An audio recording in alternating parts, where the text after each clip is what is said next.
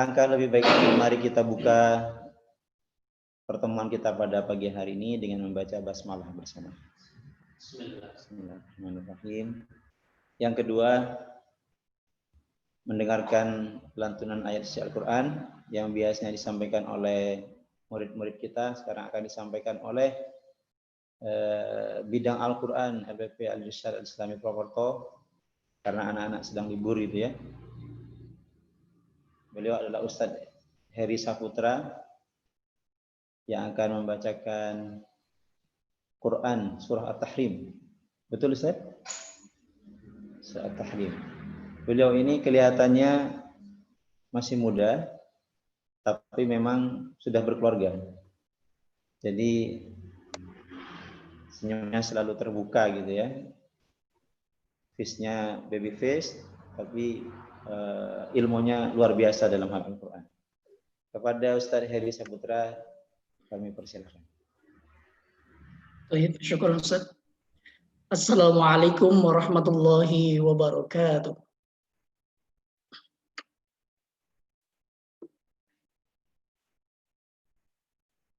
A'udzu billahi minasy syaithanir rajim. Bismillahirrahmanirrahim.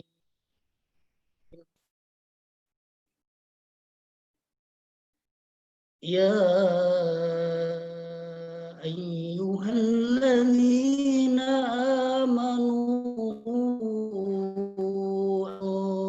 anfusakum wa ahlikum naran waquduhan nas wal hijarah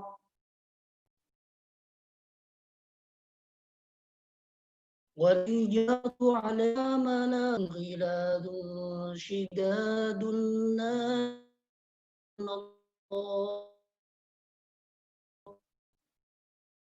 يعصون الله ما أمرهم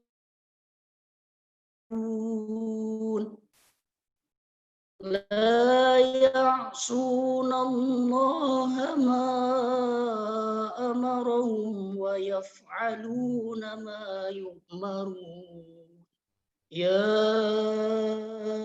أيها الذين كفروا لا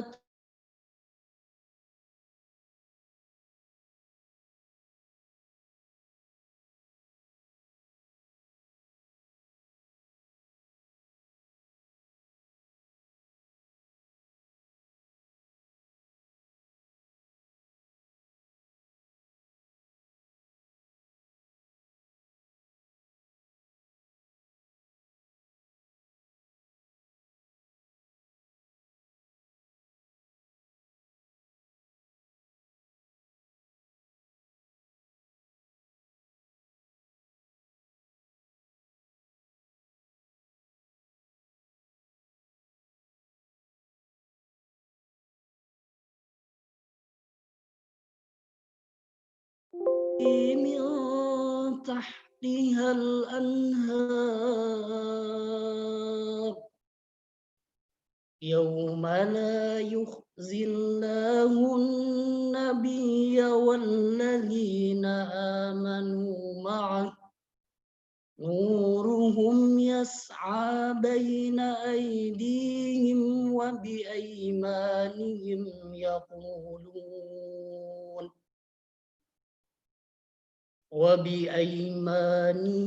يقولون ربنا أتمم لنا نورنا واغفر لنا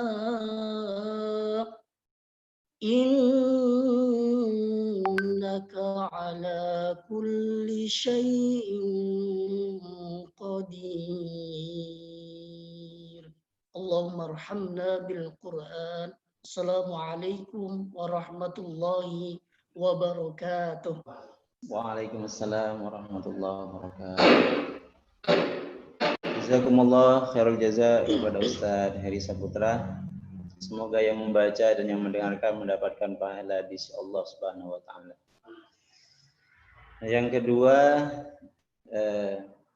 semoga dengan bacaan Quran tadi acara kita pada pagi hari ini diberikan kelancaran, diberikan manfaat yang banyak serta menambah ilmu kita yang bisa kita aplikasikan dalam pembelajaran kita nanti. Mudah-mudahan segera bisa belajar di sekolah gitu ya, tidak selamanya daring, dan semoga ini menjadi bekal yang berharga buat kita semua. Jazakumullah Ustaz Hedi Saputra atas bacaannya. Yang ketiga, kita akan melanjutkan kajian dan tema kita tentang ilmu-ilmu pendidikan yang akan dipimpin langsung nanti oleh Ustadz Sodikun dan akan membuka sesi tanya jawab juga nantinya agar supaya antum semua bisa berinteraksi secara langsung dengan beliau, terutama tentang tema AKM dan implikasinya pada pembelajaran.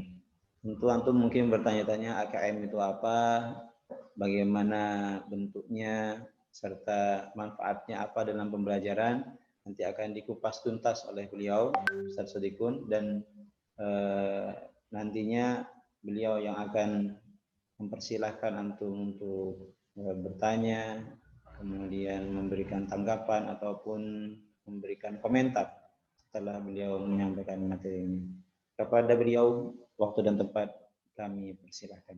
Tafadhol Ustaz. Bismillahirrahmanirrahim. Assalamualaikum warahmatullahi wabarakatuh. Alhamdulillahirabbil alamin wa bihi nasta'inu ala umuri dunya waddin. Wassalatu wassalamu ala asyrafil anbiya'i wal mursalin wa ala alihi washabihi ajma'in. Asyhadu an la ilaha illallah wahdahu la syarikalah wa asyhadu anna Muhammadan abduhu wa rasuluh. Allahumma salli ala Muhammad wa ala ali Muhammad. Hadirin asatidzah yang semoga dirahmati Allah Subhanahu wa taala. Kita bersyukur kehadirat Allah karena nikmat yang luar biasa kita terima, baik yang telah lalu maupun yang insya Allah akan kita terima dari Allah Subhanahu wa taala. Dan daning banyaknya kita tidak mungkin mampu menghitung nikmat Allah tersebut. Termasuk kesehatan yang Allah berikan kepada kita, kesempatan yang Allah berikan kepada kita, termasuk kesempatan yang Allah berikan kepada kita untuk berjuang dalam dunia pendidikan al-Islamiyah. Mudah-mudahan perjuangan kita selama ini dan yang datang mampu mendatangkan keikhlasan dari hati kita masing-masing, sehingga insya Allah Allah Subhanahu wa taala. Selawat serta salam semoga senantiasa terlimpahkan kepada Rasulullah Muhammad sallallahu alaihi wasallam, segenap keluarganya, para sahabatnya, dan seluruh pengikutnya yang istiqamah di jalan Islam hingga akhir zaman. Selamat datang, selamat bergabung kepada seluruh asatidzah al-Islamiyah di seluruh Indonesia. Walaupun Allah memberikan cobaan kepada kita dalam bentuk pandemi seperti ini, tapi insya Allah tetap punya gairah yang sangat tinggi dalam rangka melaksanakan amanah kita dalam dunia pendidikan. Baik, hadirin hadirat rahimakumullah, Kementerian Pendidikan dan Kebudayaan sebagaimana telah kita ketahui bersama, pertama telah menghapus ujian nasional, yang mana waktu itu ujian nasional dipakai sebagai alat ukur pemetaan mutu pendidikan di Indonesia. Ujian nasional juga waktu itu menentukan kelulusan yang luar biasa. Kalau nilainya kurang dari sekian, maka nggak lulus. Walaupun akhir-akhirnya tidak demikian. Nah, mulai tahun 2021,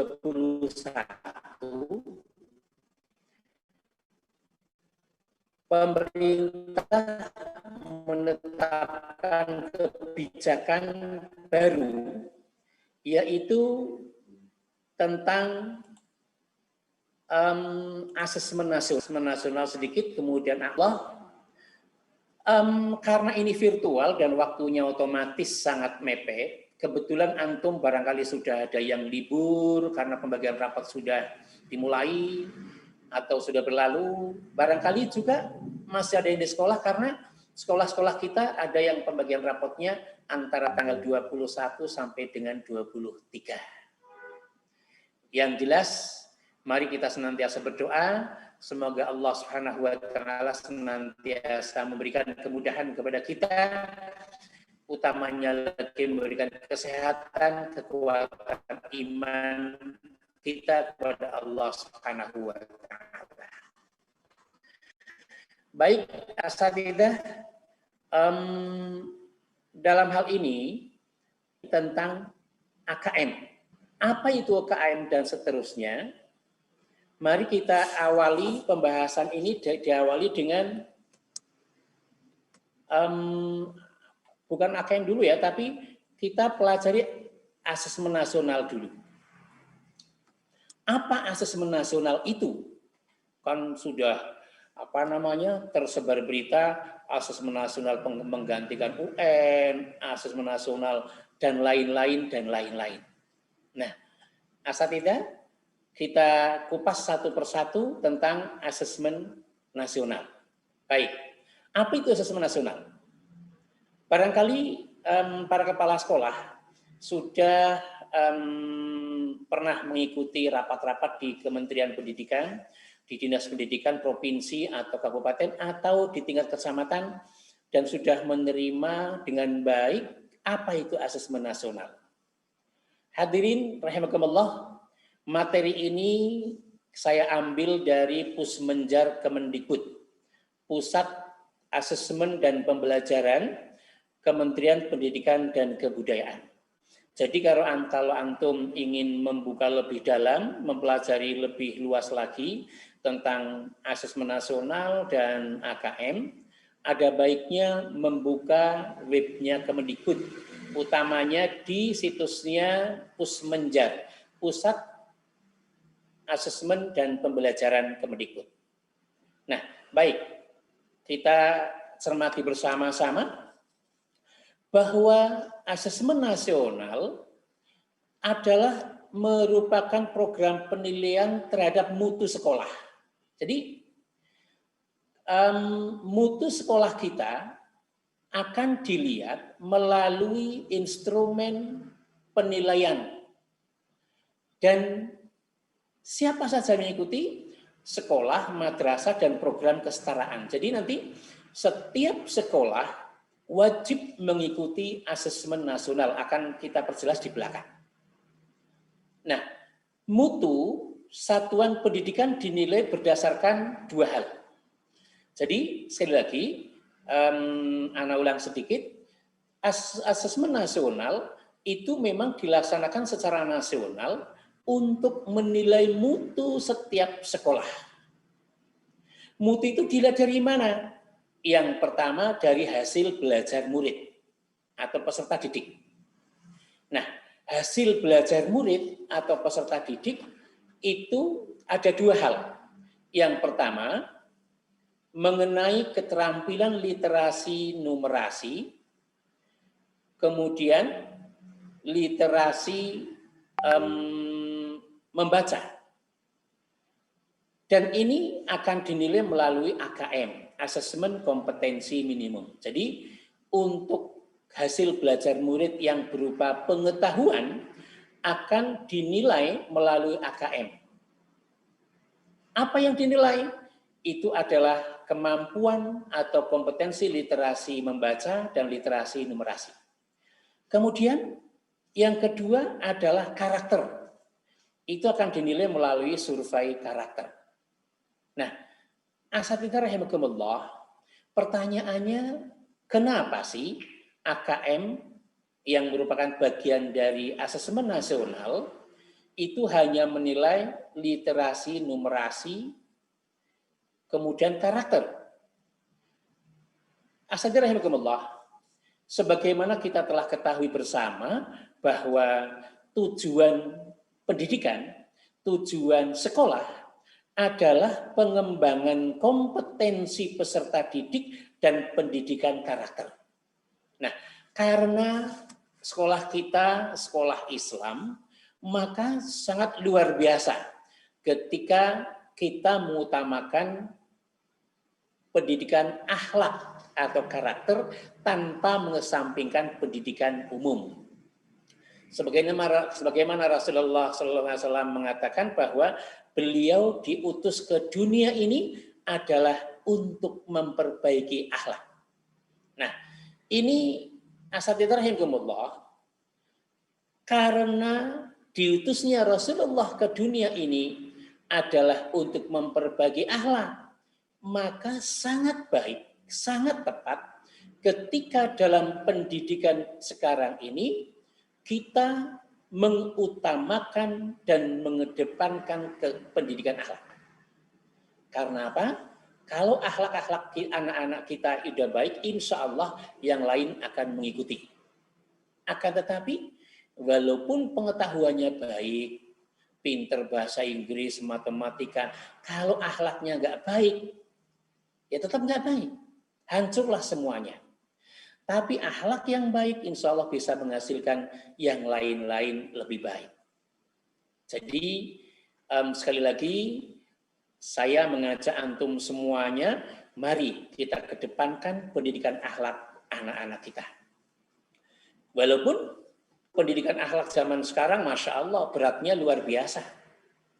Nah, ini agak menyimpang sedikit asatidz rahimahumullah, perlu saya sampaikan kiranya bahwa dengan pembelajaran jarak jauh ini, dengan pembelajaran daring di masa pandemi ini, saya berpikir nampaknya anak-anak itu sekarang ada peningkatan hobinya, peningkatan kesenangannya berkomunikasi atau mengoperasikan HP.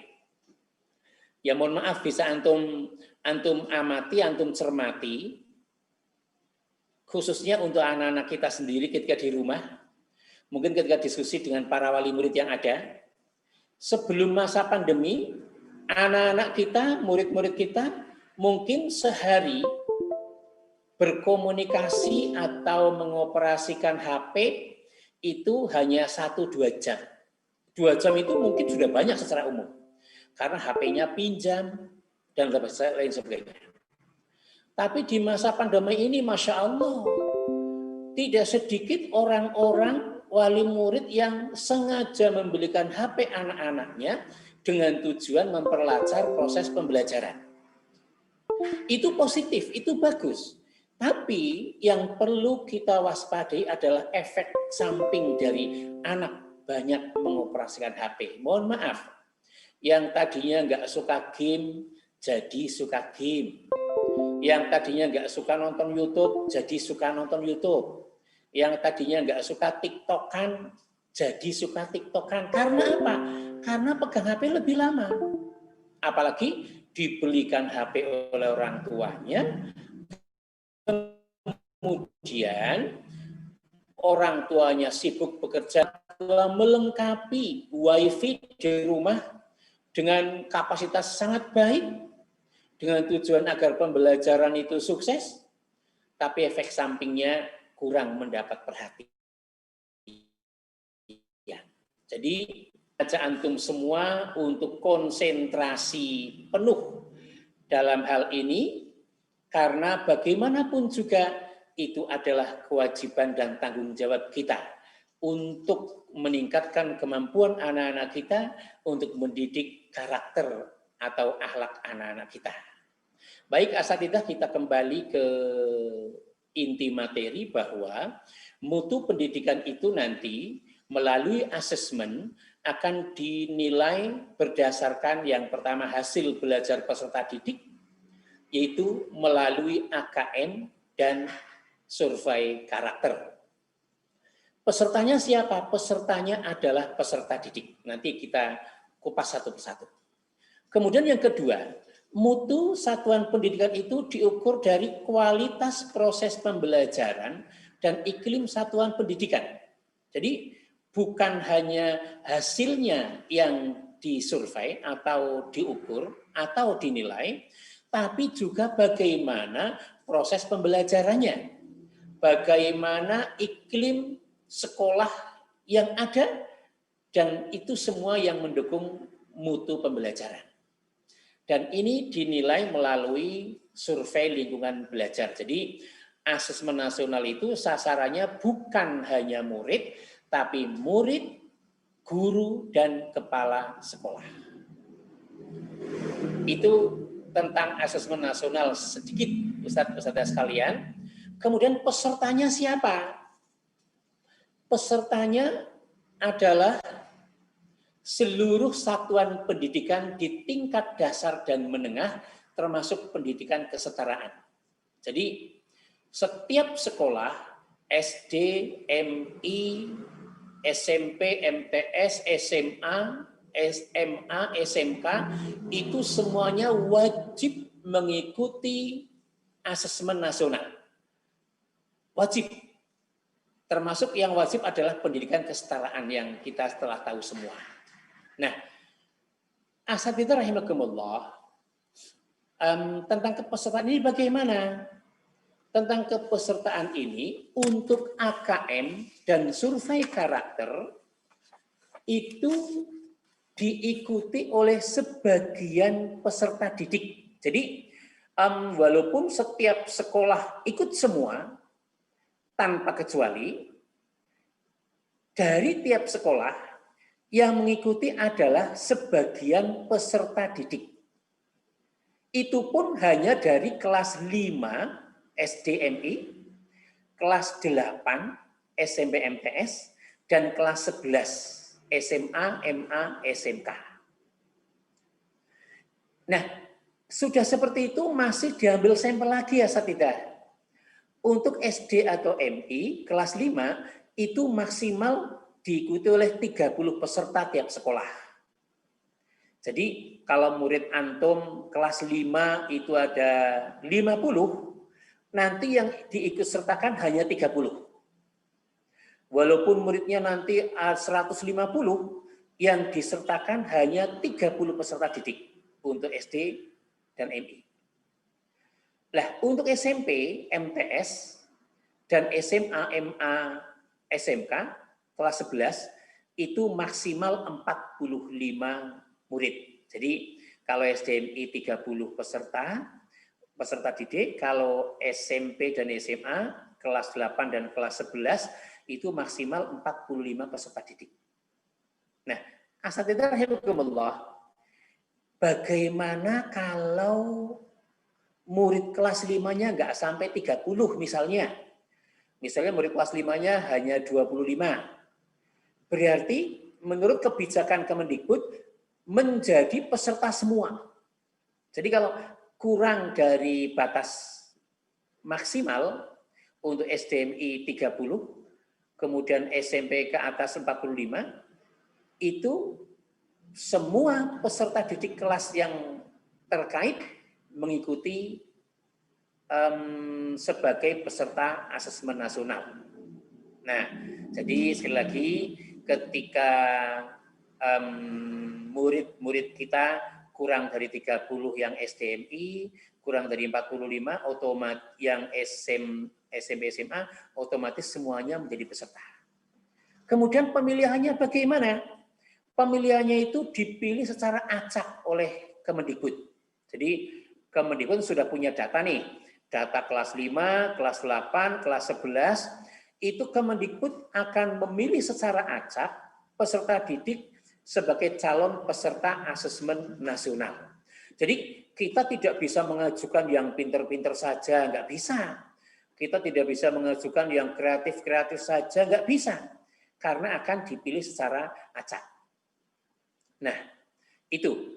Kemudian asatidz, kalau untuk pendidikan kesetaraan itu bukan di kelas kelas 5, kelas 8 atau kelas 11, tapi diikuti oleh kelas akhir setiap jenjang. Jadi kalau SDMI otomatis kelas 6, SMP MTS kelas 9, dan SMA SMK MA itu kelas 12. Nah, itu tentang kepesertaan dari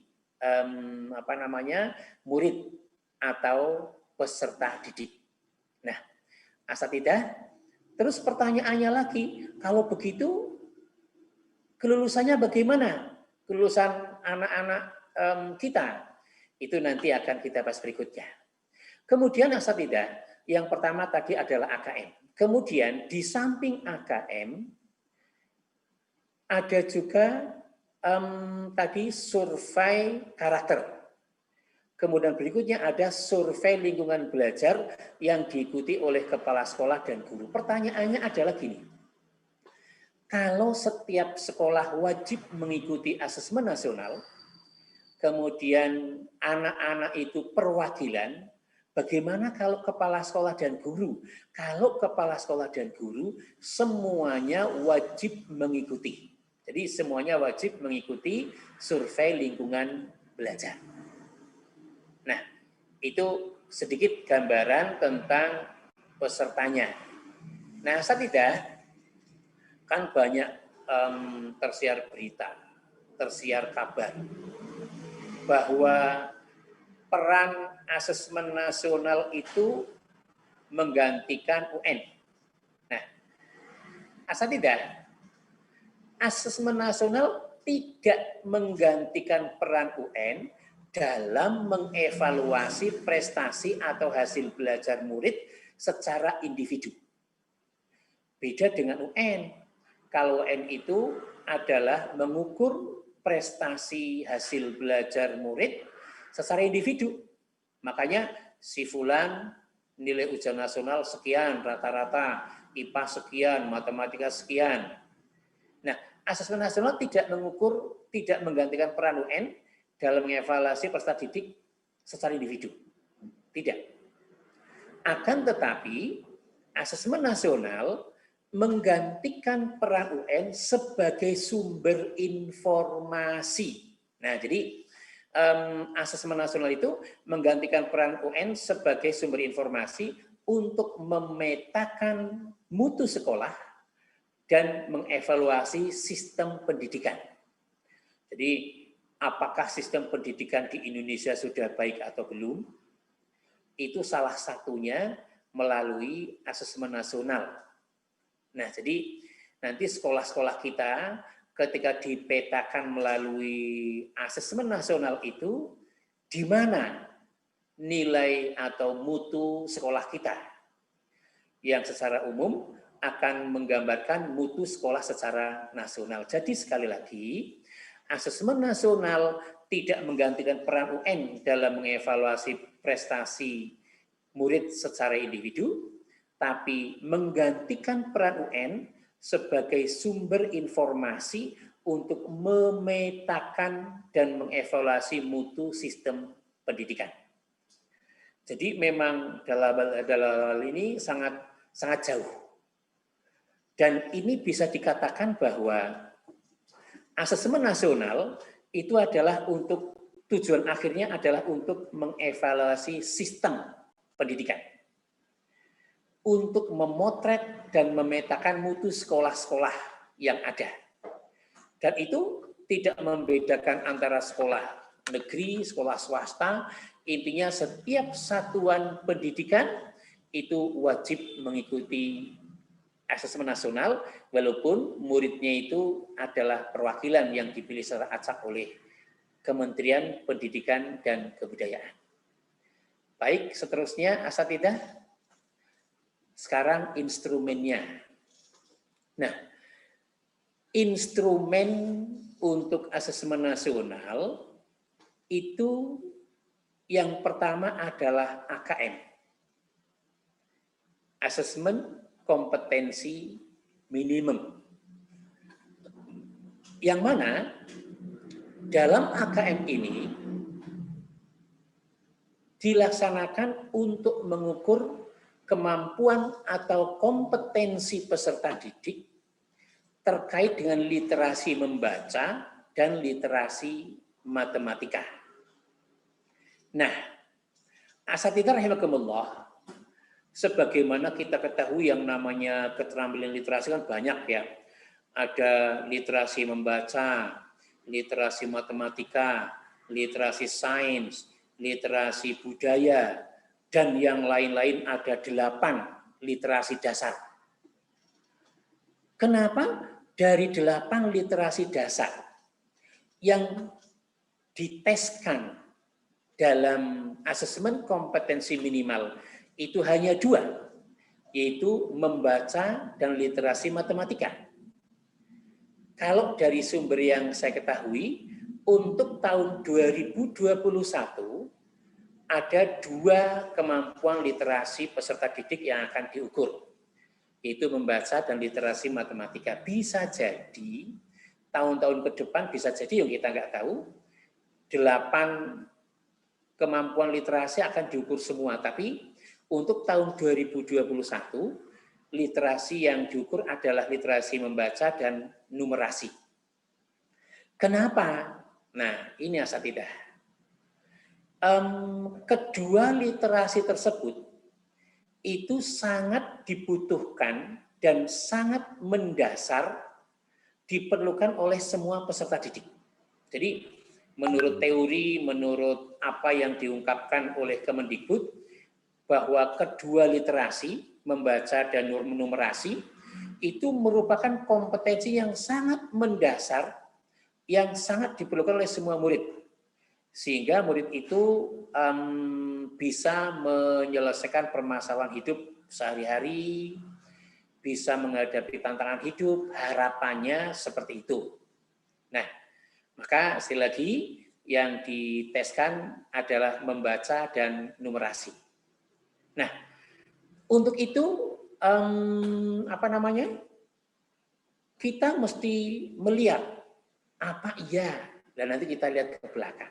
Nah, baik, sebelum saya teruskan Ustaz-Ustaz sekalian, karena ini yang diikut sertakan dalam AKM adalah perwakilan dari kelas 5, 8, dan 11. Pertanyaannya adalah bagaimana dengan kelas 1, 2, 3, 4, 6, dan seterusnya.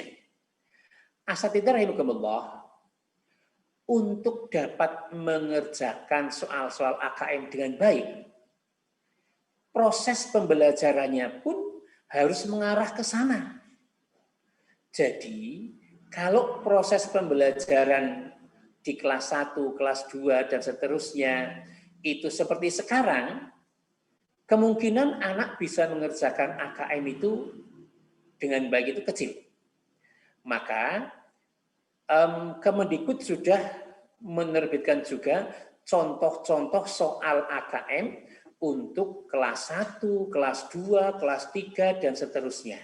Jadi,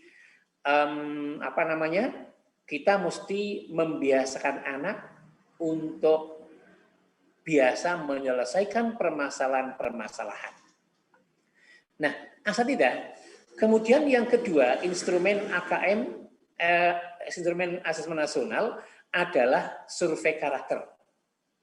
Ini untuk mengukur sikap, nilai, keyakinan, dan kebiasaan yang mencerminkan karakter peserta didik. Nah, kalau melihat instrumen asesmen nasional yang 2 ini, pertanyaannya adalah, bisakah anak didrill, anak betul-betul digeber istilah gasnya itu seperti persiapan ujian nasional? Nampaknya tidak. Karena apa? Karena soal-soalnya sangat berbeda, nanti di akhir ini akan kita lihat bersama-sama. Jadi nggak bisa didrill, bisanya adalah anak dibiasakan dengan bagaimana penyelesaian permasalahan hidup dalam yang tertuang dalam AKM. Apalagi karakter nggak bisa dipersiapkan, nanti akan terlihat bagaimana karakter anak yang sungguhnya akan terlihat dalam survei karakter itu. Nah, instrumen yang ketiga adalah survei lingkungan belajar. Nah, survei lingkungan belajar ini pesertanya atau sasarannya adalah seluruh guru dan kepala sekolah. Untuk apa? Untuk mengukur berbagai aspek input dan proses belajar mengajar di kelas maupun di tingkat sekolah. Nah, itu kemudian kita teruskan lagi, kapan waktu pelaksanaannya? Asatidzah rahimakumullah, waktu pelaksanaan asesmen nasional itu pemerintah merencanakan untuk kelas 8 dan kelas 11. Jadi untuk SMP MTS dan SMA MA SMK direncanakan pada bulan Maret sampai April. Nampaknya jadwal tersebut juga sudah muncul dari Kementerian Pendidikan. Maret sudah muncul jadwal pelaksanaan asesmen nasional.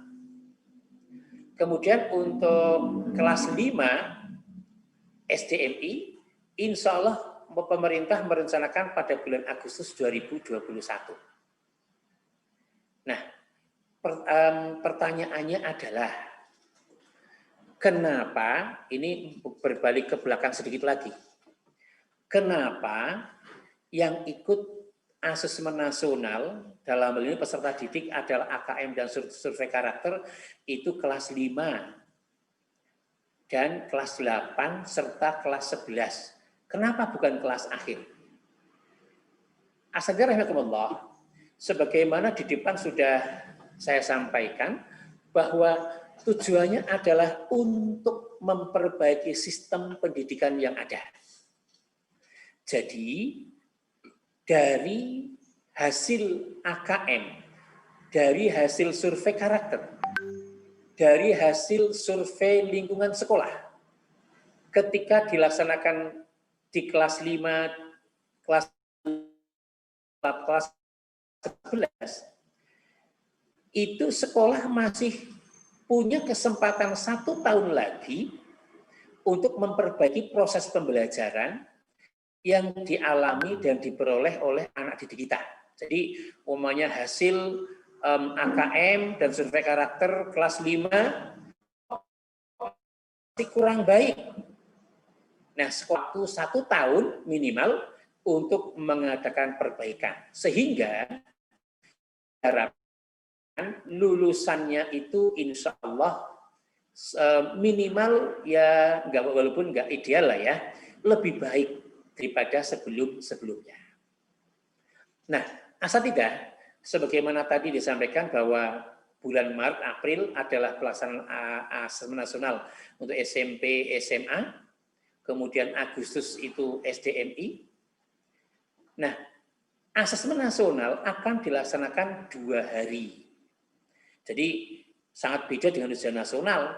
Kalau ujian nasional itu dilaksanakan selama 4 hari, atau 3 hari sesuai dengan jumlah mapel yang di UN-kan, tapi asesmen nasional itu dilaksanakan selama 2 hari. Hari pertama itu untuk asesmen literasi, membaca, dan survei karakter. Ini hari pertama. Kemudian hari kedua untuk asesmen numerasi atau matematika dan survei lingkungan belajar. Nah, asatidzah, pertanyaannya gini, untuk survei lingkungan belajar apakah harus dikerjakan saat itu? Nah, untuk survei lingkungan belajar yang diikuti oleh kepala sekolah dan guru, itu menurut rencana dalam Kemendikbud itu dilaksanakan selama 2-4 hari. Dan guru bisa mengisi asesmen itu dari rumah atau dari sekolah. Itu, jadi 2 hari itu, yang pertama adalah untuk asesmen literasi dan survei karakter, yang kedua untuk asesmen numerasi dan survei lingkungan belajar. Nah, berikutnya asatidzah. Sekarang kita mesti mengetahui sarana pendukungnya. Sarana pendukungnya apa? Seperti ujian nasional yang berbasis komputer, tapi ini lebih ringan. Misalnya nggak harus, setiap sekolah nggak harus punya server misalnya gitu loh. Jadi itu komputer klien dengan memori 2 GB itu cukup untuk kliennya. Resolusinya 1024 kali 720. Windows 7 ke atas. Nah, Chrome OS. Nah, ini harus ada bandwidth untuk bisa diikuti oleh 15 klien dengan 12 Mbps. Jadi sama seperti ujian nasional berbasis komputer, cuma spesifikasinya lebih rendah. Yang kedua adalah jaringan internet itu harus ada. Karena asesmen nasional itu dilaksanakan mayoritas itu dengan melalui internet. Kemudian yang ketiga, harus ada operator teknis, ya seperti UN berbasis komputer itu.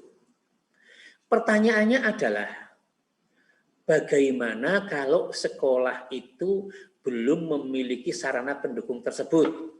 Banyak cara, Ustadz sekalian, banyak cara. Yang pertama bisa jadi memakai laptop yang dimiliki oleh guru-guru, bisa jadi begitu. Atau meminjam laptop kepada wali murid, misalnya gitu.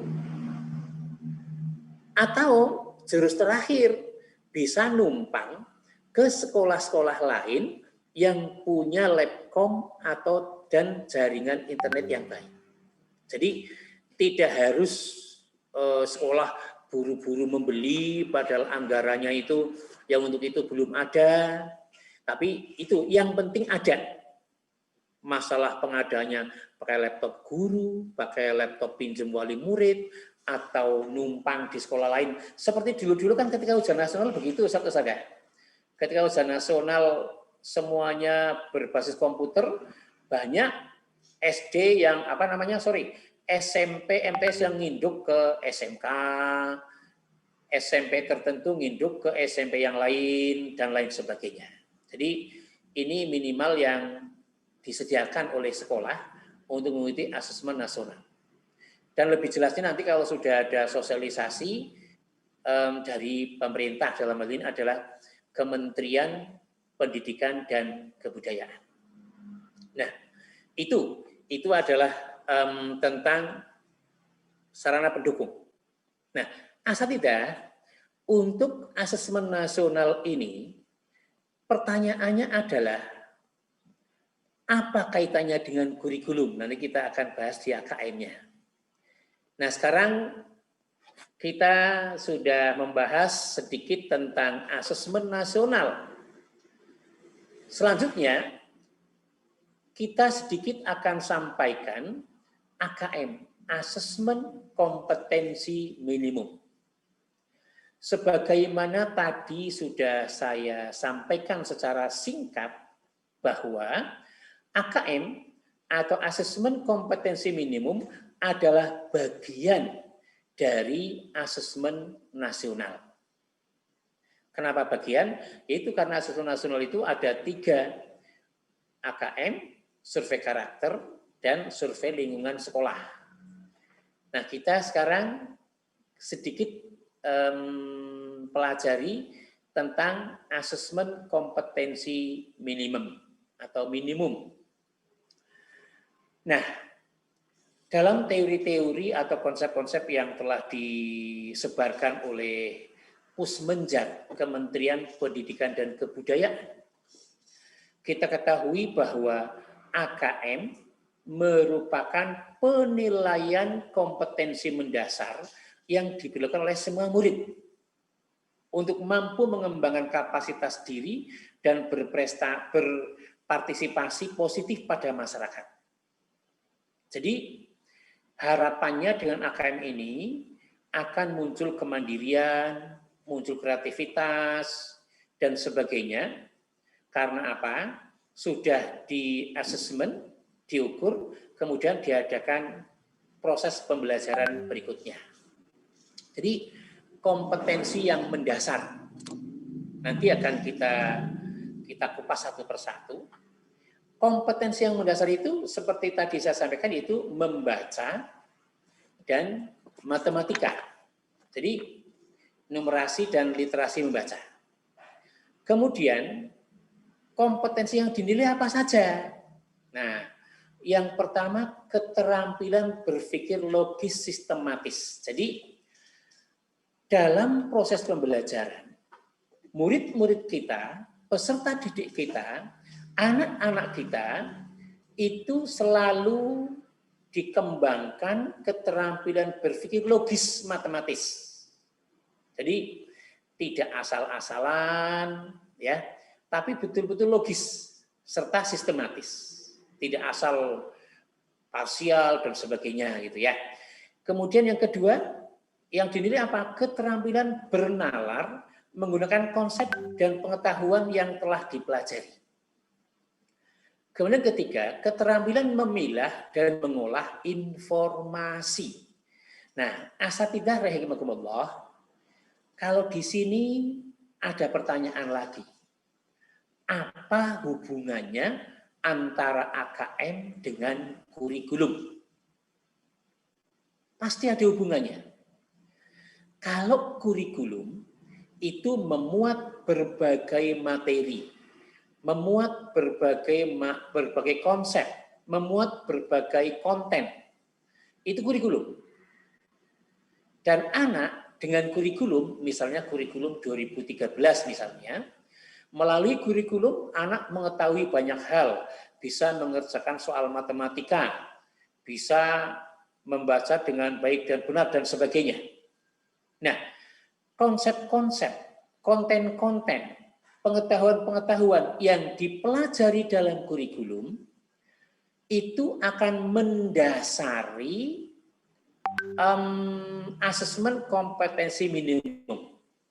Jadi, kalau anak-anak yang penguasaan materinya bagus, insya Allah kemampuan berpikir logisnya juga bagus, keterampilan bernalarnya juga bagus, keterampilan memilih dan mengolah informasi juga bagus. Tapi, nah ini ada tapinya. Walaupun bagus, harus dibiasakan. Jadi, matematika misalnya. Jadi anak tidak hanya cukup bisa 4 tambah 5 berapa? Sekilo tambah 2 on berapa?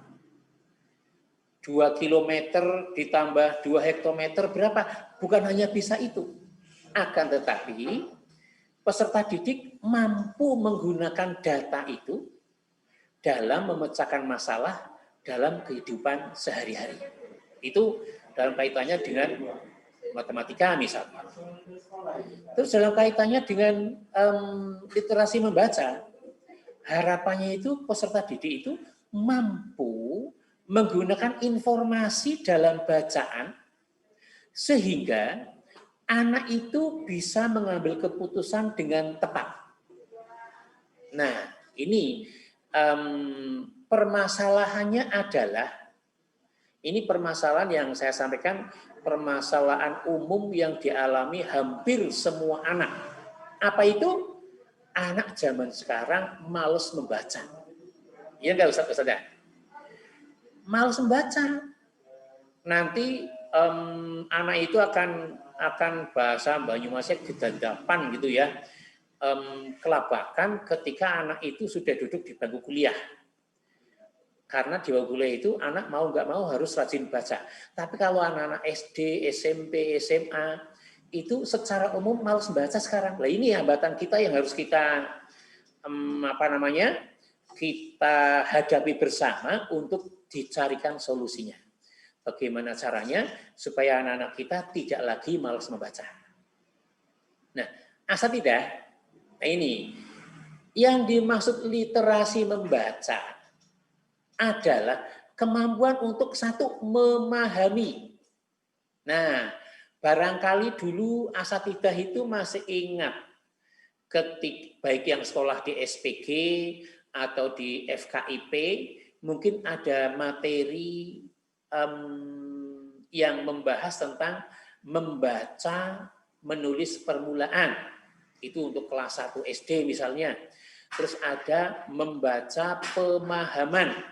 Nah ini, jadi pertama dalam literasi membaca itu yang diukur adalah kemampuan untuk memahami isi bacaan. Berarti anak harus dilatih membaca pemahaman. Bukan hanya speed reading ya, yang terkenal banget speed reading tapi nggak tahu maksudnya. Berapa huruf atau berapa kata per menit, tapi nggak tahu isinya. Itu ya manfaatnya kurang. Nah berarti anak harus dilatih bagaimana memahami isi bacaan. Memahami informasi yang ada pada bacaan. Itu yang pertama. Yang kedua, mengukur peserta didik dalam menggunakan informasi yang ada pada bacaan. Yang ketiga, peserta didik diukur bagaimana kemampuannya dalam mengevaluasi isi teks. Jadi bukan hanya memahami, tapi memahami, menggunakan, mengevaluasi, dan merefleksikan berbagai jenis teks tertulis untuk mengembangkan kapasitas diri dalam kehidupan sehari-hari supaya bisa berkontribusi positif. Intinya, literasi membaca adalah kemampuan peserta didik memahami, menggunakan, mengevaluasi, dan merefleksi apa yang dibaca dalam teks tertulis. Dalam rangka apa? Dalam rangka bisa mengambil keputusan yang tepat, bisa mengambil jalan keluar yang bagus dan tepat, yang akhirnya dapat berkontribusi secara produktif di dalam masyarakat. Tujuan jauhnya ke sana. Nah, kalau numerasi itu adalah kemampuan berpikir menggunakan konsep, prosedur, fakta, dan alat matematika untuk menyelesaikan masalah sehari-hari. Jadi anak itu contoh tentang konsep ya. Konsep itu misalnya nilai bilangan. Jadi anak bukan hanya mengetahui bagaimana ini nilai bilangan, ini bilangan positif, bilangan negatif, ini pecahan, bukan. Tapi di samping itu juga bisa berpikir dengan menggunakan prosedur. Prosedur itu urutan ya. Urutan, cara gitu ya. Kemudian fakta. Fakta itu kondisi yang nyata. Dan alat matematika. Yaitu masalah matematika itu adalah semua alat yang terkait dengan matematika. Untuk apa itu semua? Untuk menyelesaikan masalah sehari-hari pada berbagai jenis konteks yang relevan. Contoh yang paling gampang itulah ya. Contoh yang paling gampang itu begini. Anak kita suatu saat dimintai tolong untuk membelikan minyak goreng. Harganya itu 15.000. Nah, kemudian 15.500. Kemudian orang tuanya memberi uang 20.000. Ya minimal bisa menghitung itu. Terus kalau umpamanya kembaliannya kurang, anak itu bisa menyampaikan, maaf ibu, kembalinya kurang. Nah ini kan penyelesaian masalah dengan menggunakan konsep, prosedur, fakta, matematika.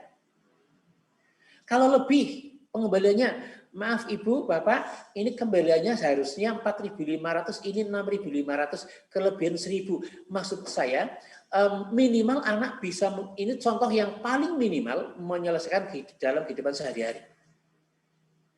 Permasalahannya adalah, anak di sekolah tidak dibiasakan seperti itu, yang penting di sekolah dibiasakannya adalah 20.000 dikurangi 15.500, 4.500. Nah, kebanyakan seperti itu, tapi bagaimana kemampuan menggunakan konsep, prosedur, fakta, dan alat matematika kurang. Maka harapannya dengan AKM ini, anak-anak kita betul-betul mampu menyelesaikan permasalahan dalam kehidupan sehari-hari. Nah, itu. Tapi sekali lagi asatidz rahimakumullah, kalau saya amati di beberapa sekolah, kondisi anak, sekali lagi saya sampaikan, secara umum malas membaca. Secara umum ya. Kemudian yang kedua, penguasaan konsep dan prosedur matematika itu secara umum kurang dibandingkan anak-anak yang memakai kurikulum sebelumnya. Jadi kurikulum 13 yang menggunakan pendekatan tematik, apalagi dulu awal-awalnya tematik murni, itu salah satu efek yang kurang disadari atau mungkin sudah disadari sekali, kemampuan penguasaan konsep dan prosedur matematika secara umum kurang. Walaupun yang bagus juga banyak. Makanya kan di akhir-akhir ini untuk matematika itu dikeluarkan dari tematik. Ada mapel tersendiri. Mungkin setelah mengadakan kajian, Kementerian Pendidikan merasa bahwa kemampuan penguasaan konsep dan prosedur matematika anak-anak kurang. Makanya untuk SD dikeluarkan ada mapel matematika sendiri. Jadi ini juga masalah. Ini juga tantangan yang harus dicari solusinya. Bagaimana anak akan bisa menggunakan konsep prosedur fakta dan alat matematika pada kehidupan sehari-hari kalau penguasaan konsepnya belum. Nah ini juga perlu kita pikirkan bersama-sama. Nah itu jadi kemampuan membaca dan kemampuan numerasi. Kemudian, nah ini Ustaz-Ustaz sekalian, berikutnya tujuan AKM. Asesmen kompetensi minimum itu dirancang untuk menghasilkan informasi. Jadi kalau ujian nasional adalah untuk menghasilkan data tentang prestasi peserta didik secara individual, tapi kalau untuk AKM itu untuk menghasilkan informasi yang memicu perbaikan kualitas belajar mengajar. Nah, yang pada gilirannya dapat meningkatkan hasil belajar murid. Itu tujuannya. Jadi mengukur mutu kemudian meningkatkan hasil belajar murid. Berikutnya Satita. Pelaporan hasil KAKM dirancang untuk memberikan informasi. Jadi nanti setelah sekolah mengikuti AKM, sekolah akan mendapatkan informasi dari Kemendikbud tentang bagaimana mutu pendidikan di sekolah kita. Nah, tentang bagaimana penskorannya, saya yakin Kemendikbud sudah punya rumusan tersendiri. Ya.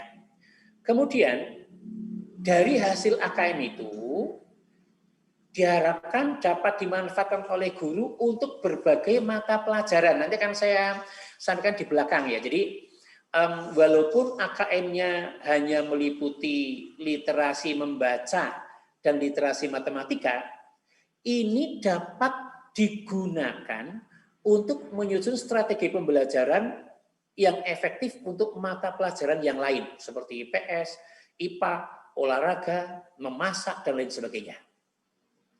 Nah, pembelajaran yang dirancang dengan memperhatikan tingkat capaian murid akan memudahkan murid menguasai konten atau kompetensi yang diharapkan. Nah, jadi gini.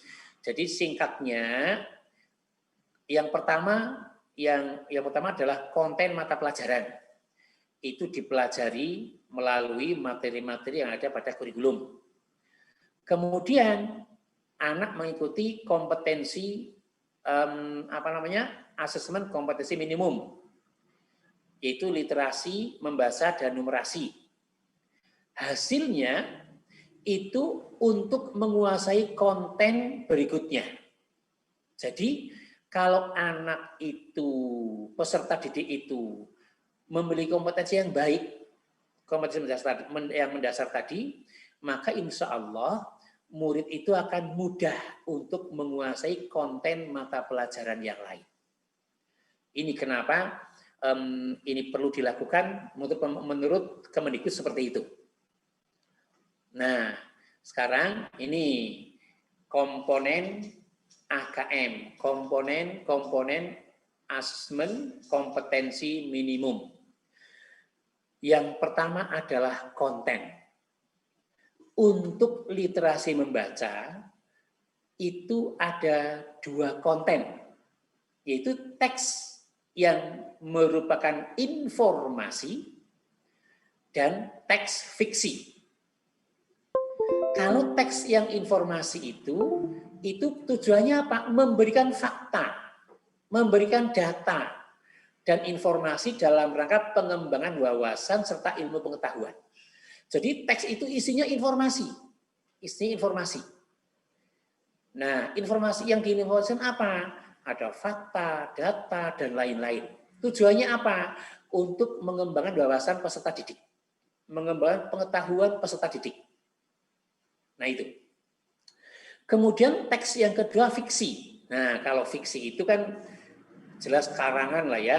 Jadi teks yang bertujuan untuk memberikan pengalaman, mendapatkan hiburan misalnya, menikmati cerita, melakukan perenungan kepada pembaca dan sebagainya. Jadi fiksi itu tujuannya bukan lagi memberikan informasi, tapi memang supaya bisa, intinya salah satunya bisa mengambil hikmah dari teks yang dibaca itu. Itu kalau kontennya, kalau membaca.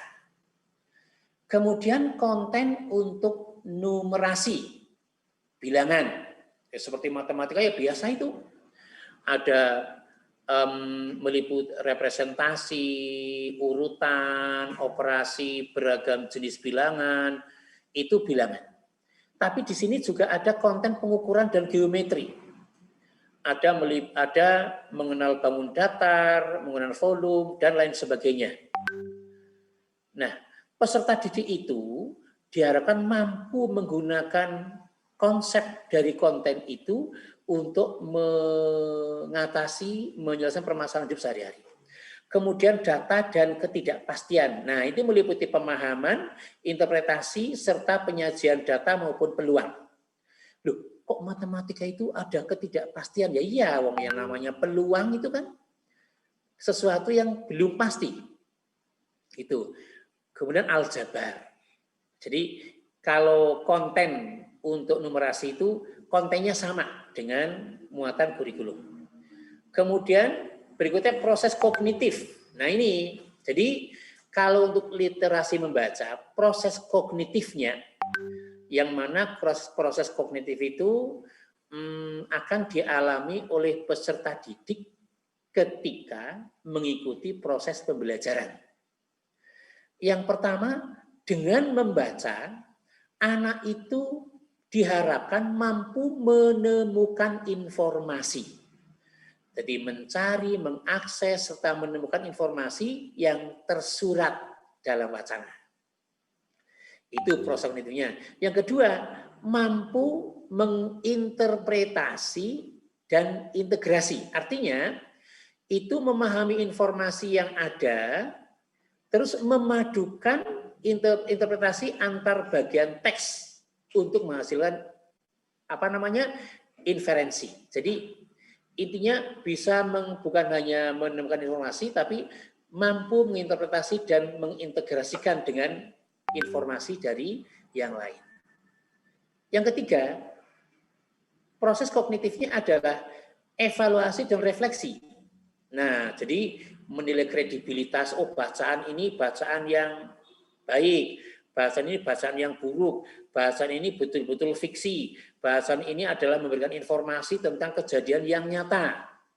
Mampu memang evaluasi itu. Jadi salah satunya kalau anak mampu mengevaluasi dan merefleksi itu, salah satunya di masa yang sangat canggih ini, anak akan bisa, dan orang tua ya, anak akan bisa membedakan, oh ini kayaknya hoax, gitu loh.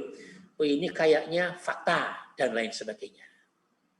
Jadi anak dalam proses pembelajaran itu dibimbing supaya satu, mampu menemukan informasi. Yang kedua, mampu menginterpretasi dan mengintegrasikan dengan informasi yang lain. Mampu mengevaluasi bacaan. Dan mampu merefleksi diri. Nah, tapi itu tadi, dengan hambatan atau kendala anak malas membaca, ini diselesaikan dulu. Supaya anak senang membaca. Kemudian, kalau numerasi, proses kognitifnya apa? Kita tahu yang pertama memahami fakta. memahami prosedur serta alat matematika. Jadi memahami prosedur misalnya bagaimana menghitung volume gitu ya, bagaimana mengukur jarak tempuh, waktu tempuh. Ini kan semua orang tahu masalah itu. Ini baru pemahaman. Jadi ketika anak baru memahami fakta, memahami prosedur, itu anak baru memahami saja. Nah, kemudian anak bukan hanya dilatih itu, tapi bagaimana penerapannya. Nah, mampu menerapkan konsep matematika dalam situasi nyata yang bersifat rutin. Contoh gini, Ustaz sekalian, jarak antara sekolah dengan rumah peserta didik. Nah itu, jarak antara sekolah dan rumah peserta didik itu umpamanya 3 kilo. Anak karena udah SMP itu pakai sepeda. Nah, anak harus bisa menghitung kecepatan bersepeda mereka berapa kilo per jam sehingga supaya tidak telat berangkatnya dari rumah harus jam berapa paling siang. Itu contoh penerapan konsep. Nah itu kemudian penalaran. Anak itu dilatih untuk bernalar dengan konsep matematika untuk menyelesaikan masalah yang bersifat non-rutin. Maunya ada suatu kejadian yang secara tiba-tiba dan sebagainya. Baik, sekarang berikutnya adalah konteks. Nah ini, kalau literasi membaca, kalau tadi kita udah membahas tentang konten, proses kognitif, yang sekarang adalah konteks. Konteks dalam literasi membaca, yang pertama adalah personal. Itu berkaitan dengan kepentingan diri secara pribadi, personal. Nah, sosial budaya berkaitan dengan kepentingan antar individu dan sebagainya. Saintifik berkaitan dengan isu, aktivitas, serta fakta ilmiah, baik yang telah dilakukan maupun yang belum dilakukan, futuristik. Nah, kalau numerasi sama, kalau personal juga sama, kemudian sosial budaya sama, saintifik juga sama.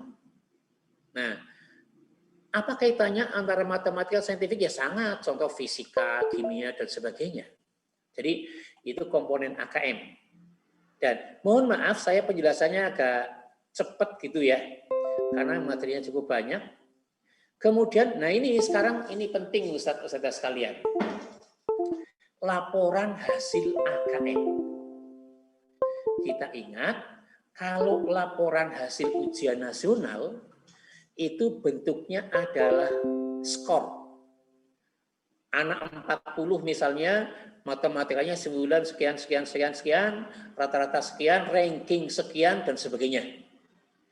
Tapi kalau AKM, itu hasilnya itu dalam bentuk data dan informasi.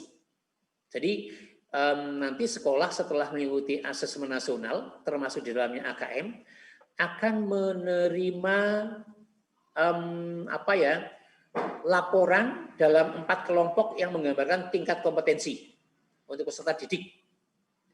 Misalnya yang pertama, tingkat kompetensi literasi membaca. Itu tingkat yang paling rendah adalah tingkat perlu intervensi khusus. Nah ini, kalau anak yang atau sekolah kita, mudah-mudahan jangan sampai lah ya, mendapatkan prestasi perlu intervensi khusus. Berarti secara umum peserta didik belum mampu menemukan dan mengambil informasi eksplisit yang ada dalam teks maupun membuat interpretasi sederhana. Jadi menemukan dan mengambil informasi itu pun belum mampu. Jadi hanya baca tok gitu loh. Nah, yang kedua, tingkat di atasnya yaitu dasar. Nah, kalau dasar itu peserta didik mampu menemukan dan mengambil informasi dari bacaan dan mampu membuat interpretasi sederhana, penafsiran gitu ya. Jadi yang dasar itu sudah mampu menemukan dan mengambil informasi dan mampu menginterpretasi sederhana. Nah, itu dasar. Yang tingkatan ketiga lebih tinggi lagi, yaitu cakap. peserta didik mampu membuat interpretasi dari informasi yang ada, serta mampu membuat kesimpulan dari hasil integrasi beberapa informasi dalam suatu teks. Jadi yang cakap itu bukan hanya mampu menemukan informasi, tapi juga mampu membuat interpretasi dari informasi yang ada. Mampu membuat kesimpulan. Nah ini kan kalau peserta didik mampu membuat interpretasi, kemudian membuat kesimpulan, itu luar biasa. Nah, yang keempat adalah tingkatan paling tinggi itu mahir. Jadi kalau dalam tingkat kompetensi literasi membaca kok anak sudah mahir dari hasil AKM, berarti anak kita itu mampu mengintegrasikan beberapa informasi lintas teks, mengevaluasi isi kualitas, cara penulisan suatu teks, dan bersikap reflektif terhadap isi teks. Ya seperti guru-guru lah, itu. Tapi ya tidak sehebat guru yang namanya anak-anak. Jadi laporan AKM itu bentuknya nanti adalah informasi tentang grade atau tingkat kompetensi anak-anak atau peserta didik dari hasil AKM. Apakah anak-anak kita masih perlu intervensi khusus? Apakah sudah memiliki kompetensi yang tingkat dasar? Atau sudah mencapai tingkat cakap? Atau mahir? Nah itu kalau saya mau membaca. Kalau matematika atau numerasi, perlu intervensi khususnya apa? Itu hanya memiliki pengetahuan matematika yang terbatas. Murid menunjukkan penguasaan konsep yang parsial dan keterampilan komputasi yang terbatas. Jadi yang dimaksud keterampilan, yang dimaksud konsep yang parsial adalah bagian-bagian dari konsep matematika. Jadi tidak semuanya. Contoh bilangan, konsep bilangan bulat, konsep bilangan cacah, konsep bilangan bulat negatif, positif, itu tidak semuanya dipahami. Nah, yang kedua, juga belum memiliki keterampilan komputasi yang baik. Jadi keterampilan komputasinya terbatas. Yang dimaksud keterampilan komputasi adalah keterampilan yang terkait dengan penghitungan. Nah ini. Jadi ini disebut tingkat perlu intervensi khusus. Jadi konsep belum menguasai semua, baru bagian saja. Kemudian keterampilan penghitung juga terbatas. Nah itu. Kemudian kalau tingkat dasar beda lagi, udah lebih sedikit di atasnya lagi. Yaitu anak memiliki keterampilan dasar matematika. Komputasi dasar dalam bentuk persamaan langsung, konsep dasar terkait geometri, itu sudah bisa. Statika sudah bisa, tapi masih dasar-dasar gitu loh. Contoh 4 tambah 15, 1000 kurangi 900, itu bisa. Nah itu. Kemudian kalau sudah cakap, mengaplikasikan pengetahuan matematika dalam konteks yang lebih beragam. Kayak tadi misalnya dimintai tolong orang tuanya beli minyak, bisa selesai masalah. Kalau kembaliannya lebih atau kurang atau pas gitu loh. Kalau mahir hebat lagi. Kalau dalam numerasi matematika itu literasi numerasi atau matematika itu mahir, itu sudah mampu bernalar untuk menyelesaikan masalah kompleks, baik yang rutin maupun non rutin. Nah itu, jadi dari hasil AKM akan didapatkan seperti itu. Nah kemudian asatidzah, nanti kita akan melihat bagaimana contoh soal ya. Namun sebelum contoh soal, tadi kan dari AKM laporannya menunjukkan tingkat kompetensi anak kita di mana. Apa perlu intervensi khusus, apa dasar, apa cakap, atau mahir. Nah ini, tadi di depan sudah saya sampaikan bahwa hasil AKM dari 2 literasi ini akan dapat digunakan oleh guru mapel yang lain dalam mengembangkan strategi pembelajaran yang lebih efektif. Contoh ya, saya bacakan yang di sini. contoh strategi penguasaan konten di mata pelajaran IPS dengan menggunakan hasil AKM Ustadz. Pelaporan tingkat kompetensi dapat dimanfaatkan guru berbagai mata pelajaran untuk menyusun strategi pembelajaran yang lebih efektif. Contohnya dalam pelajaran IPS. Ini saya sajikan. Disajikan bacaan berisi materi baru mengenai koperasi. Nah, anak itu diminta menjelaskan definisi. Jadi setelah mempelajari tentang koperasi, anak diminta mampu menjelaskan definisi koperasi, fungsi koperasi, manfaat dan beragam contoh yang baik dari koperasi. Ini kan baru penguasaan materi kurikulum. Nah, dari sini nanti juga akan dibuat soal yang bisa jadi untuk menggunakan konsep-konsep itu. Nah, kalau anak-anak kita umpamanya secara umum ya, nggak semuanya, secara umum perlu intervensi khusus, berarti anak belum mampu memahami isi bacaan. Jadi, kalau belum memahami isi bacaan, ya bagaimana bisa menjelaskan definisi, fungsi, dan sebagainya. Nah, murid hanya mampu membuat interpretasi sederhana tentang koperasi. Itu pun belum tentu betul. Jadi, untuk anak-anak dengan tingkat perlu intervensi khusus, guru IPS tidak cukup bertumpu pada materi bacaan itu, tapi murid perlu diberi bahan belajar lain secara audio, visual, dan pendampingan khusus. Jadi, inilah hasil dari AKM bisa dipakai dan sebaiknya dipakai untuk menyusun strategi pembelajaran materi-materi pada mata pelajaran yang lain. Contohnya tadi, ketika hasil AKM ini kok terutama membaca ini ya perlu intervensi khusus, maka nggak bisa hanya mengandalkan materi bacaan itu, tapi harus dijelaskan dengan penjelasan tambahan kayak audio, visual, ada yang bisa dilihat, dan pendampingan khusus. Beda dengan peserta didik yang sudah mencapai tingkat dasar, itu mampu mengambil informasi dari teks namun tidak memahami secara utuh isi topik koperasi.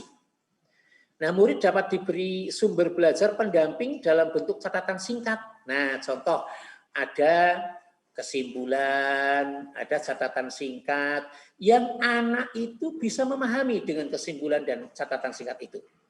Itu. Tapi kalau yang cakap beda lagi. Kalau cakap itu sudah paham tentang isi teks tentang koperasi, tapi belum mampu merefleksi. Lah ini, murid dapat diberi pembelajaran identifikasi kondisi lingkungan murid.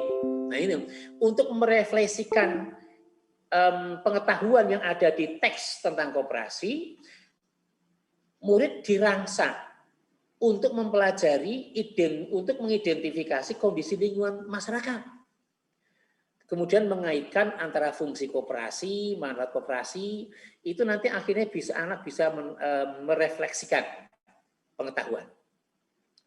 Kemudian yang keempat, kalau anak yang sudah mahir, ini sudah kemampuan atau kompetensi paling tinggi.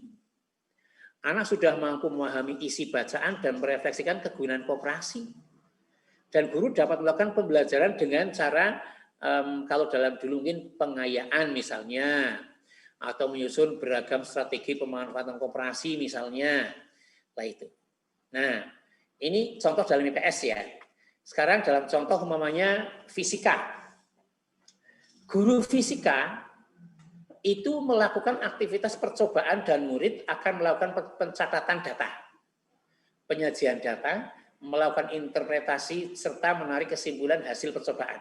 Jadi kaitannya dengan, ini kalau ini berarti kaitannya dengan literasi numerasi atau matematika.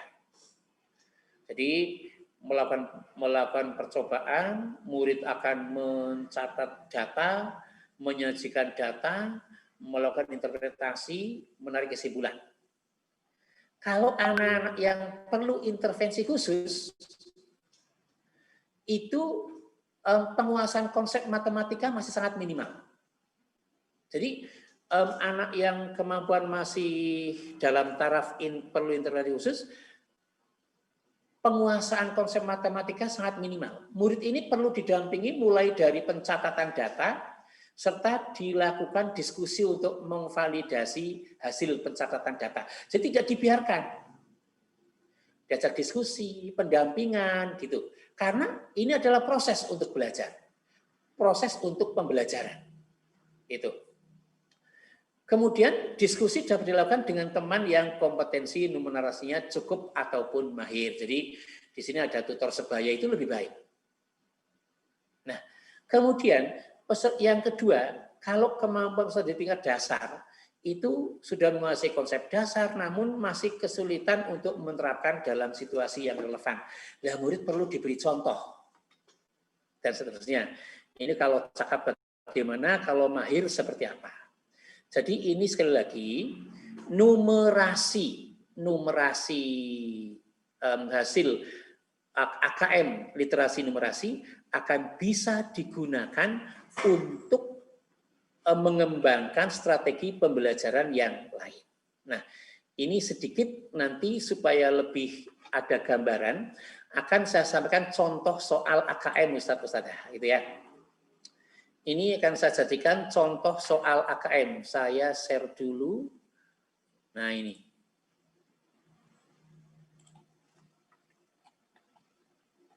Ini adalah saya perbesar.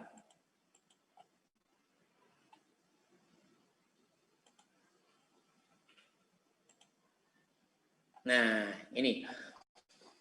Saya tampilkan contoh soal AKM. Contoh soal literasi membaca. Mari kita cermati bersama-sama. Biasa, kalau soal ujian nasional bahasa Indonesia, itu juga yang lembarannya paling banyak. Soalnya paling banyak, karena bacaannya sangat banyak. Kalau literasi ini sama, bahkan bisa lebih banyak.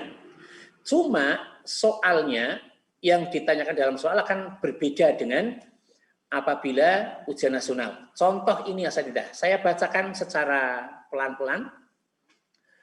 Ada 2 orang sahabat melakukan perjalanan panjang. Ketika di tengah perjalanan, mereka terlibat dalam suatu perdebatan. Pertengkaran itu terjadi sampai salah satu dari mereka menampar yang lainnya. Sahabat yang ditampar itu tak berkata apapun, tapi menuliskan suatu kata di atas hamparan pasir. Tulisan tersebut berbunyi, "Hari ini teman baikku menamparku." Yang ditampar nulis di hamparan pasir. Walaupun mereka bertengkar, tapi tetap melanjutkan perjalanan bersama.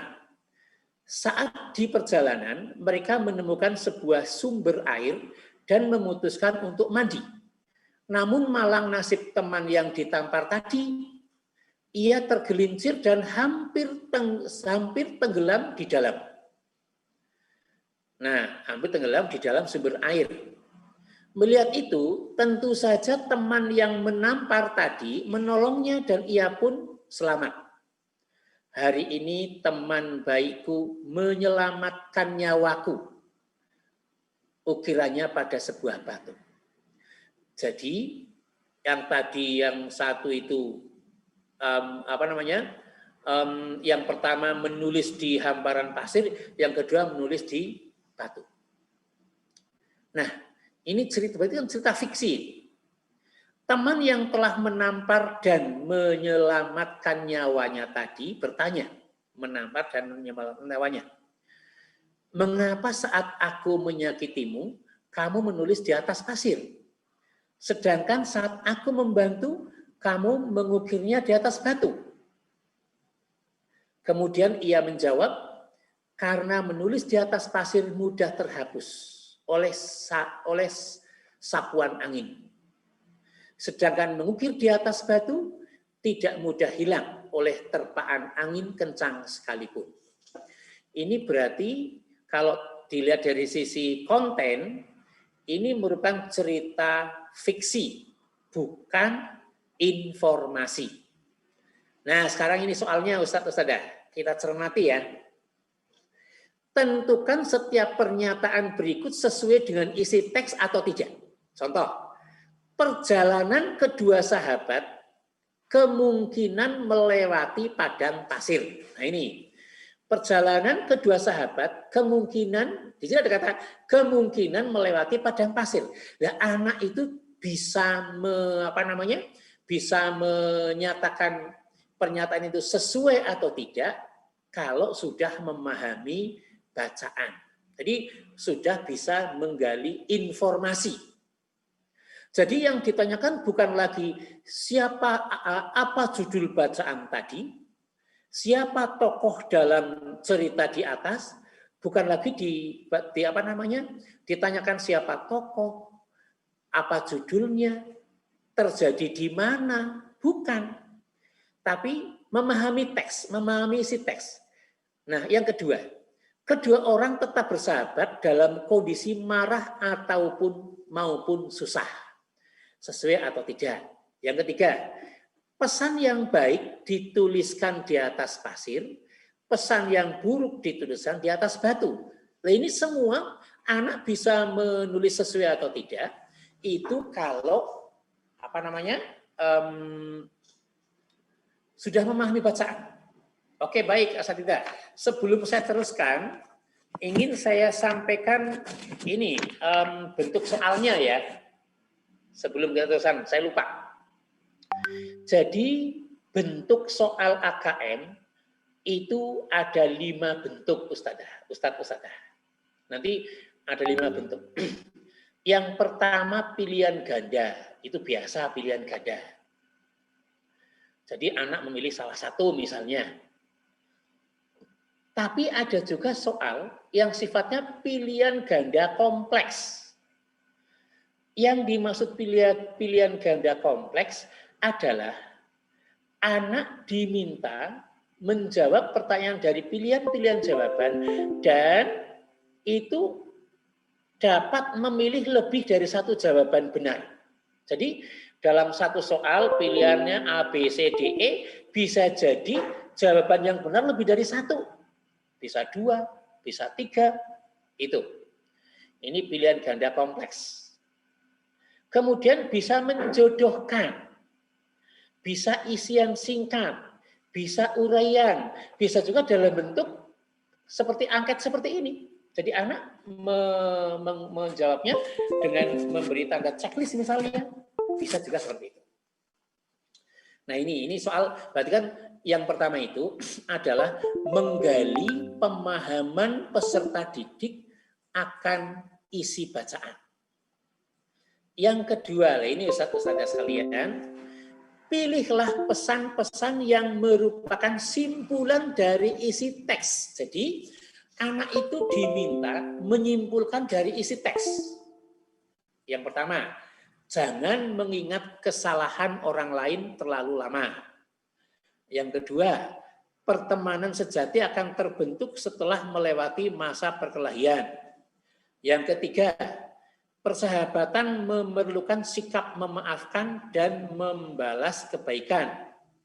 Yang keempat, jika diberi kebaikan oleh orang lain, harus segera membalasnya. Nah, ini bisa dilakukan anak kalau anak bisa pertama memahami isi teks, yang kedua bisa menginterpretasikan isi bacaan sehingga anak bisa menyimpulkan. Nah, ini kan butuh pembiasaan dan punya keterampilan membaca yang baik. Nah, yang ketiga, ini anak itu diminta menghubungkan, mengintegrasikan antara informasi pada teks bacaan dengan informasi yang ada pada pantun. Nah, cermati pantun berikut. Jika ada jarum yang patah, jangan disimpan di dalam peti. Kalau ada kata yang salah, jangan disimpan di dalam hati. Apakah isi pantun tersebut sesuai dengan isi teks? Nah ini, kan harus memahami juga. Bisa menyimpulkan, bisa menginterpretasikan begitu. Nah, Anak bukan hanya diminta untuk menyebutkan atau mengisi sesuai atau tidak sesuai, tapi alasannya apa. Nah ini, bahkan mengintegrasikan. Nah di sini ada nilai yang sangat baik, nilai karakter yang sangat baik pada anak, hubungannya dengan memaafkan orang lain, membantu orang lain, jangan menyimpan dalam waktu lama ketika sakit hati, tapi kebaikan orang lain mesti diukir supaya senantiasa diingat dan sebagainya. Ini beda. Kalau soal ujian nasional, soalnya nggak seperti ini, beda. Menanyakan judul, misalnya untuk SD loh ya, ini untuk kelas 5 SD. Menanyakan siapa tokohnya, menanyakan kejadiannya di mana, menanyakan pokok pikiran dalam paragraf dan sebagainya. Sekarang contoh untuk yang kelas 8 Ustaz sekalian, penelitian ilmiah di rumah. Seringkali ketika kita mengatakan penelitian ilmiah, maka yang kita pikirkan adalah laboratorium dengan alat-alat canggihnya. Ini sekali lagi, ini bukan pelajaran fisika, bukan pelajaran kimia, tapi ini adalah literasi membaca. Literasi membaca. Seringkali kita mengatakan penelitian di ilmiah, maka yang kita pikirkan adalah laboratorium dengan alat-alat canggihnya. Padahal kita dapat melakukan penelitian ilmiah di mana saja, di dalam laboratorium maupun di luar laboratorium. Misalnya mengamati ketaatan murid terhadap peraturan lalu lintas di persimpangan jalan, atau mengamati pergerakan bulan ketika terjadi gerhana bulan. Penelitian ilmiah adalah rangkaian pengamatan yang sambung menyambung serta berakumulasi untuk menemukan, mengembangkan, dan menguji jawaban atas pertanyaan atau masalah. Kunci utama penelitian ilmiah adalah melakukan pengamatan secara sistematis, baik dari segi objek amatan, waktu mengamati, hal yang kita lakukan pada objek maupun data yang kita catat. Contoh penelitian ilmiah yang dapat kamu lakukan di rumah adalah pengamatan untuk menjawab pertanyaan, adakah jumlah air penyiraman memengaruhi tinggi tanaman? Untuk menjawab pertanyaan tersebut, kamu perlu menciptakan beberapa situasi. Menyiram hanya sekali sehari atau menyiram 2 kali sehari. Ada 2 situasi seringnya dilakukan penyiraman air yang berbeda untuk mengetahui apakah benar jumlah air penyiraman mempengaruhi tinggi tanaman. Penelitian dilakukan sistematis jika air penyiraman tidak asal jumlahnya. Kamu harus menentukan jumlah yang sama untuk setiap kali penyiraman. Jumlah ini harus konsisten kamu lakukan setiap kali penyiraman, kamu tidak boleh mengubahnya. Bacaan ini berarti bacaan yang sifatnya informasi.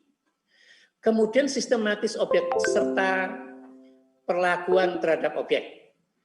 Objek penelitian kita adalah tanaman A serta B. Tanaman A harus selalu disiram sebanyak 1 kali sehari dan tanaman B sebanyak 2 kali sehari.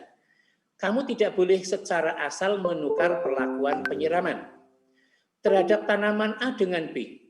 Oleh karena itu, sangat penting dalam penelitian ilmiah kamu melakukan pencatatan prosedur sehingga penelitianmu dapat terlaksana secara sistematis. Hal lain yang tidak boleh kamu lupakan adalah memastikan hasil pengamatanmu dengan dipengaruhi hal lain. Misal jenis tanaman A dan B harus sama, umur kedua tanaman sama, ataupun intensitas cahaya matahari sama. Hal ini sangat penting supaya kamu yakin bahwa yang memengaruhi perbedaan tinggi tanaman adalah jumlah air siraman. Bukan karena jenis tanaman B lebih cepat tinggi dibanding tanaman A. Jika kamu sudah secara sistematis melakukan penyiraman, catatlah tinggi tanaman secara sistematis. Gunakan pengukur panjang yang sama, cara yang sama, dan waktu yang sama. Contohnya mencatat tinggi tanaman setiap seminggu sekali dalam ukuran milimeter secara tegak lurus terhadap permukaan tanah tempat tanaman tumbuh. Setelah catatan tinggi tanaman tersebut terkumpul secara terus-menerus, akumulasi data dapat menjawab pertanyaan penelitian. Nah, ini berarti teks bacaan yang secara konten memberikan informasi. Kalau tadi fiksi atau cerita. Contoh pertanyaannya, sekali lagi, ini bukan pelajaran biologi, bukan pelajaran kimia, tapi ini adalah AKM untuk kompetensi literasi membaca. Nah ini, tentukan apakah setiap aktivitas berikut merupakan langkah sistematis dalam melakukan penelitian ilmiah di atas ataukah tidak. Pertama, jumlah air penyiraman tanaman A ditambahkan setelah 2 minggu. Sistematis atau tidak. Kedua tanaman disiram pada jam yang sama setiap harinya. Tinggi tanaman diukur ketika terlihat ada perubahan. Data pengukuran tinggi tanaman dicatat dalam satuan panjang yang sama. Nah, ini adalah contoh soal untuk mengetahui anak paham nggak dengan apa yang dibaca. Anak bisa nggak menggali informasi dari teks yang dibaca. Nah itu. Kemudian soal kedua. Berikut ini yang merupakan manfaat dari pencatatan prosedur penelitian ilmiah adalah boleh milih lebih dari satu jawaban. Ini berarti kan kalau boleh milih lebih dari satu jawaban berarti kemungkinan ada 2 atau 3 jawaban yang benar. Tuh. Yang ketiga, media tanaman A adalah tanah humus yang subur, sedangkan media tanaman B adalah tanah berpasir. Penelitian menyimpulkan bahwa tanaman A yang disiram dengan jumlah air sedikit lebih tinggi dibandingkan tanaman B yang disiram dengan jumlah air yang banyak. Berdasarkan teks tersebut, apakah simpulan penelitian dapat diterima? Nah, ini kan mengintegrasikan atau mengaitkan isi teks dengan pengetahuan yang lain. Mestinya kan medianya sama dan sebagainya. Kalau di sini beda. Nah, berdasarkan teks tersebut, apakah simpulan penelitian dapat diterima, ya atau tidak? Jadi kalau tadi di sana mestinya medianya sama, kalau di sini medianya berbeda, anak diminta menyimpulkan apakah simpulannya bisa diterima kalau medianya berbeda. Ini adalah contoh soal. Sekarang catatannya Ustaz ya.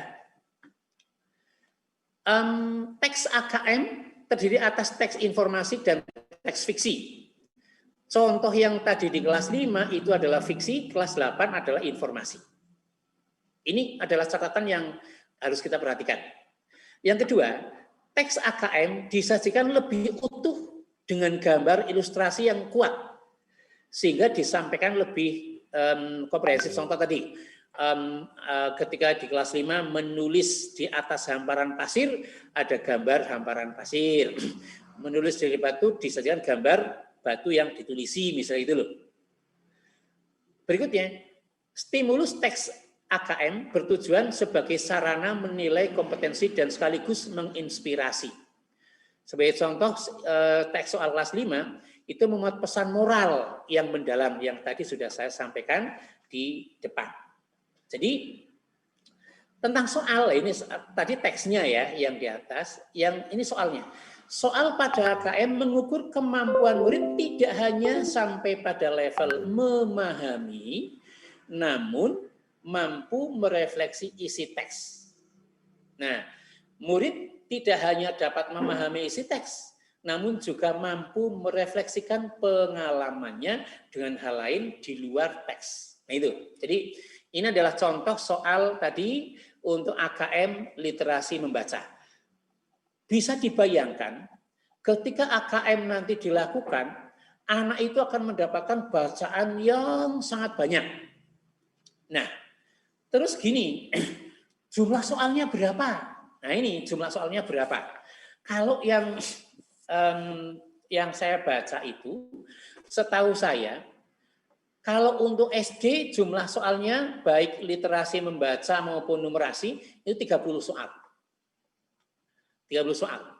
Nah, kalau SMP SMA itu ada 36 soal. Lah bisa dibayangkan 30 soal teks membaca, bacaannya otomatis nanti kan panjang-panjang. Jadi dari kelas 1, kelas 2, dan seterusnya, itu memang harus dibiasakan proses pembelajarannya, bagaimana proses kognitifnya, dan sebagainya. Sekali lagi, antum bisa mengakses contoh-contoh soal di webnya Pusmenjar Kemendikbud. Itu kemudian, nah sekarang contoh yang matematika, numerasi, kelas 5. Kelas 5. Fitri akan membuat bolu kukus. Untuk setiap resep ia memerlukan 1/5 kilogram gula. 1/5 kilogram gula. 1/4 kilogram tepung, serta 150 gram mentega dan 300 gram bahan-bahan lainnya. Asatidah, ini kan anak-anak menggunakan timbangan ketika menimbang bahan roti. Kalau menggunakan timbangan, otomatis anak harus sudah menguasai konsep bilangan pecahan, konsep hubungan antara kilogram dengan gram. Itu dulu konsepnya dikuasai dulu. Kalau konsep itu belum dikuasai, ya nggak bisa. Inilah tadi yang saya katakan, kaitannya antara konsep-konsep pada materi kurikulum dengan soal AKM. Pertama, Fitri memerlukan 1/5 kilogram gula. Ia meletakkan sejumlah gula di timbangan dan ditunjukkan pada gambar berikut ini. Sorry, gambarnya nggak sempurna. Gambarnya itu menunjukkan misalnya 1/4 kilo, berarti 250 gram. Berapa gram gula yang harus dikurangkan? Nah, kalau namanya jarumnya menunjukkan 250 gram, berarti harus mengurangi 50 gram. Ini kan anak harus menguasai konsep dulu. Nah, terus jika Fitri membuat 6 resep adonan, jumlah gula, tepung, dan mentega yang dibutuhkan dalam kilogram adalah, ini kan aplikasi konsep matematika dalam kehidupan sehari-hari. Kalau satu resepnya gula 1/5 kilogram, lah kalau 6 resep gulanya berapa? Ini sudah ada pilihan-pilihan contoh ini. 1/6 kali bla bla bla bla bla bla, 6 kali bla bla. Yang benar yang mana? Jadi anak tidak diminta menghitung, tapi diminta untuk berapa yang dibutuhkan. Ini betul-betul aplikatif. Tapi itu tadi, anak harus menguasai konsep matematikanya dulu. Sementara hambatan kita adalah belum semua anak menguasai yang demikian. Jawaban soal ketiga, setiap resep adonan menghasilkan 16 buah bolu kukus dengan berat masing-masing 50 gram. Apakah benar proses memasak bolu kukus mengurangi berat adonan? Ini kan anak harus mengamati bahannya tadi, beratnya semuanya berapa. Setelah jadi 16 kali 50 gram berarti kan 800 gram atau 8 on. Harus menghitung. Tapi ini aplikatif, gitu loh. Itu contohnya. Nah, ini. Kemudian yang terakhir adalah contoh soal untuk kelas 8. Menjelang akhir tahun, seperti sekarang ini misalnya, beberapa toko memberikan diskon yang bervariasi. Beberapa diskon yang diberikan oleh toko A, B, C, D, E, dan F adalah ini. Toko A, diskon 20%, 50% plus 20%. Toko B 30 plus 20. Toko C 40 per 10. Dan seterusnya ya. Ada yang beli 1 gratis 1. Semua bayar setengah harga. Apa yang, kalau sini nggak mudeng itu saya. Yang Bells, Kesa, pakai bahasanya nggak tahu nih saya. Nah, arti diskon 50 plus 20% adalah memberikan diskon 50% terhadap harga satu barang, kemudian menambah diskon 20% terhadap harga sesudah diskon pertama.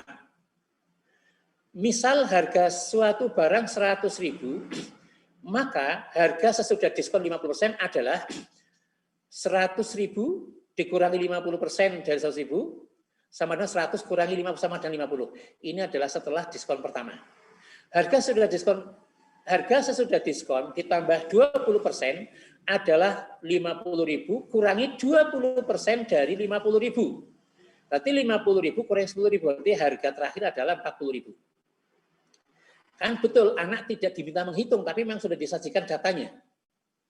Pertanyaannya, perhatikan diskon yang diberikan oleh beberapa toko di atas. Klik benar atau salah pada setiap pernyataan berikut. 1. Besar diskon toko B sama dengan diskon di toko C. Nah, kan anak harus hitung dulu. Barang dengan harga yang sama menjadi lebih murah di toko E dibandingkan di toko C. Terus lebih menguntungkan bagi pelanggan berbelanja barang senilai 50 di toko E dibanding toko B.